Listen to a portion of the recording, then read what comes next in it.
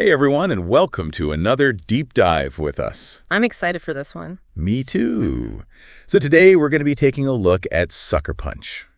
One of my favorite movies to talk about. Yeah, it's a visually stunning movie. Absolutely. But also kind of confusing. Yeah. So if you're into movies that make you think and, kind of challenge your perceptions and leave you with a lot more questions than answers, this is the movie for you. Sucker Punch is a wild ride. Definitely a wild ride. All right, so if you like this video, please like and subscribe to the channel. Definitely do that. And if you're ready to unpack this visually spectacular, metaphor-laden, action-packed adventure, let's dive in. Let's go! All right, so Sucker Punch, what is it all about?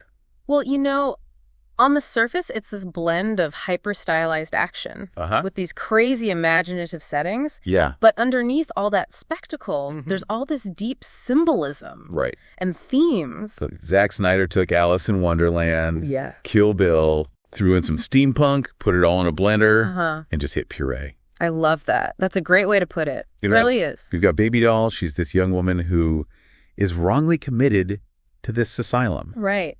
And she escapes into these super elaborate fantasy worlds to kind of cope with her trauma. Yeah. And that's where I think the real depth of the movie comes in. Okay. These fantasies aren't just her escaping reality, They're really a rebellion against these forces in her life that are oppressing her. Okay, so it's not just mindless action. Right. There's something deeper going on. Exactly. And the asylum itself, I think, becomes a metaphor for any kind of system of control. Interesting. Whether it's patriarchal structure, societal expectations, or even, the limitations we put on ourselves. Oh, that's interesting. It's really about breaking free. It's like Snyder saying, hey, we all have these inner battles, these demons we're fighting. Yeah. And this is just his way of giving us that visually, And he uses surrealism, to really drive that point home. Oh, how so? Well, you have this constant shifting, between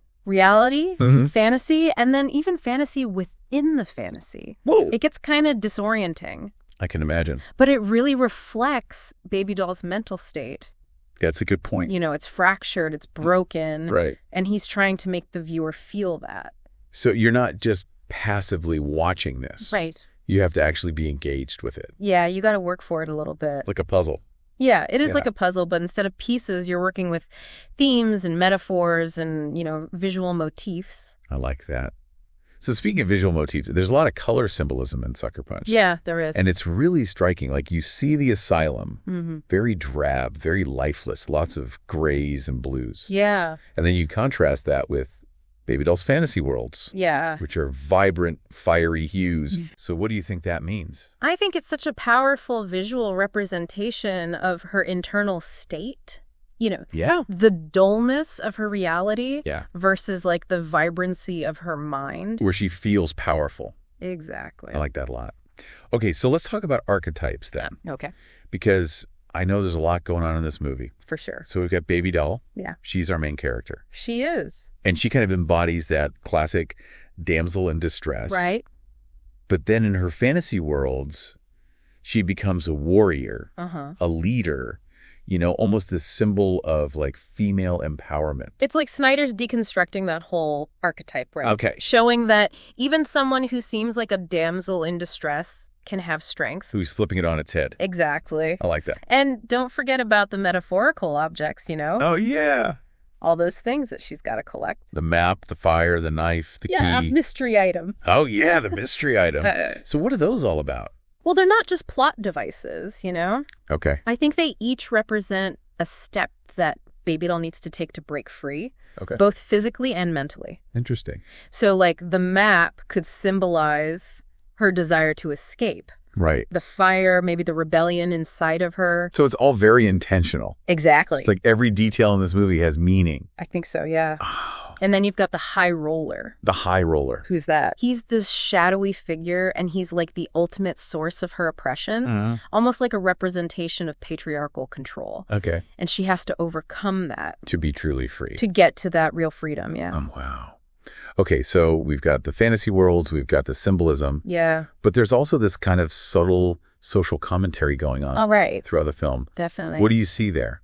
Well, I see it as a critique of institutions that, exploit and control people, especially women. And you see this in how the asylum is run. Okay. You've got Blue Jones, the orderly, manipulating and abusing these women. Yeah, he's awful. And he embodies that kind of corrupt authority figure, Right. Preying on the vulnerable. And it's not just the asylum, right? Right. You see it with Babydoll's stepfather, too. Exactly. He put her there. Right. So he's part of that exploitative force as well. So Snyder's really showing us these darker sides of power and how societal structures can just lead to abuse. Yeah.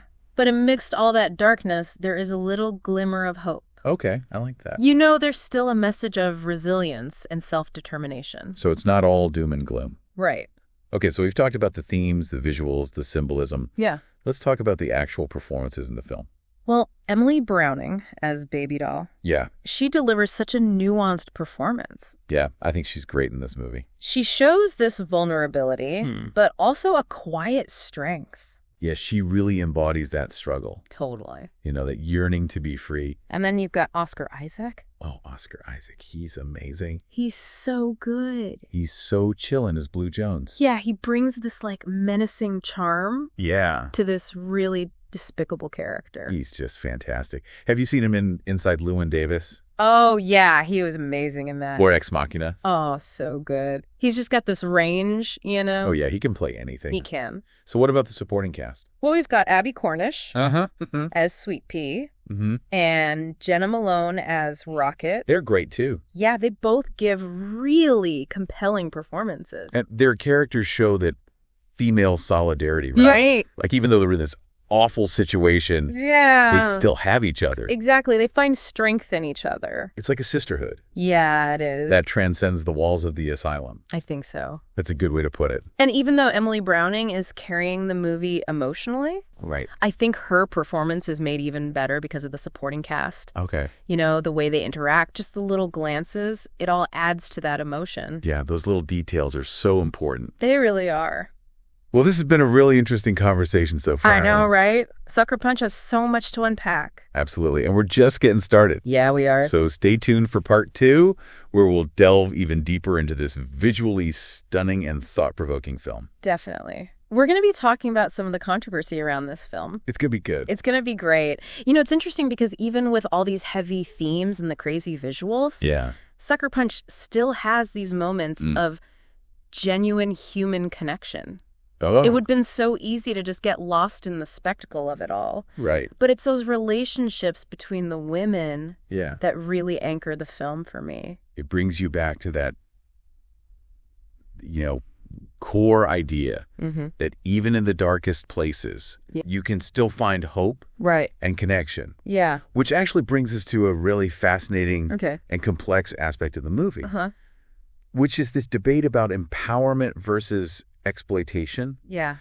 It's a thread that runs through the whole film. For sure. And it's sparked so many discussions. Definitely. I mean, on the surface, right, you have these women in these skimpy outfits fighting these fantastical creatures. Yeah, it's easy to look at it and be like, oh, it's just exploitation. Yeah, it's just for the male gaze. Right. But if you look closer, I think the film's almost self-aware. I think so, too. About these tropes. Yeah. It's like it's holding up a mirror to them and forcing us as viewers to confront them. And confront our own expectations. Yeah. About how women are portrayed on screen. So it's making a statement. I think so. But it's not giving us easy answers. Right. It's up to us. It is. To figure it out. Yeah. And I think that's part of the brilliance of the movie. How so? Because it challenges you to really think about it. To wrestle with it. Yeah. Yeah. Are we as an audience complicit in these images? That's a great question. Does the visual style, undermine the message of empowerment? It's a tough one. It is. It's a tightrope walk. And it's a movie that I think people keep coming back to. Oh, for sure. Years later, and they're still trying to figure it out. Still trying to figure it out, yeah. Which I think speaks to its power. It stays with you. It does. It makes you think. Makes you think. And the conversations go beyond just the surface level. Absolutely. It's not just a movie that you watch and you forget about. Right. It's an experience. Yeah. It lingers. Yeah. It does. It really does. It challenges your perceptions and maybe even changes the way you look at other films. Have you ever watched a movie and felt like it was speaking directly to you, to your own struggles? To your own experiences, yeah. Sucker Punch does that for me. I think it does that for a lot of people. I think so. It taps into those universal themes of confinement, rebellion, and, searching for meaning. We've all got our own mental asylums in a way. Oh, yeah. Our own ways of escaping from the pressures of the world. And Sucker Punch just gives us this visually stunning, emotionally charged, and thought-provoking way to explore those ideas. It's a movie that you can interpret in so many ways. I think that's why it resonates with people. Yeah, and it doesn't shy away from the tough stuff. It doesn't. But it also offers this vision of empowerment. Right. It shows us that even in the face of just overwhelming odds, we still have the power to choose our own narrative. That's powerful. It is really powerful. Like an emotional roller coaster. You're in this grimy asylum 1 minute. Yeah. And the next, you're soaring through the air with Babydoll. Fighting dragons. Battling robots. It's wild. It's crazy. But it's not for everyone. No, it's not. Some people find it too over the top. Too chaotic. Too much. Too much. And you know what? I get it. Yeah. It's not a perfect film by any means. Well, but for those who are willing to surrender to it, to the visual extravagance, the emotional intensity, and the themes, I think it's a really unique cinematic experience. And I think that's what makes it so special. I think so, too. And it's that yearning, for something more, something beyond just everyday life. Beyond the mundane. Yeah, that drives so much of our art, our storytelling. And Sucker Punch really captures that. I think so. With its blend of, that gritty realism. Yeah. And then the fantastical escape. Yeah. It's like a roller coaster. Visually and emotionally. You're in this dark asylum 1 minute. Right. And the next you're flying through the air. With robots and dragons. It's a lot. It's a lot. And I think some people, they find it just too much, too over the top. You can't connect with the character. The story's hard to follow. It's convoluted. Yeah. But for those who can just let go Yeah. and surrender to the spectacle, to the emotion. The intensity. I think it's just something else. Yeah, it's a truly unique experience. It is. And that's what makes it so memorable. I think so. You know?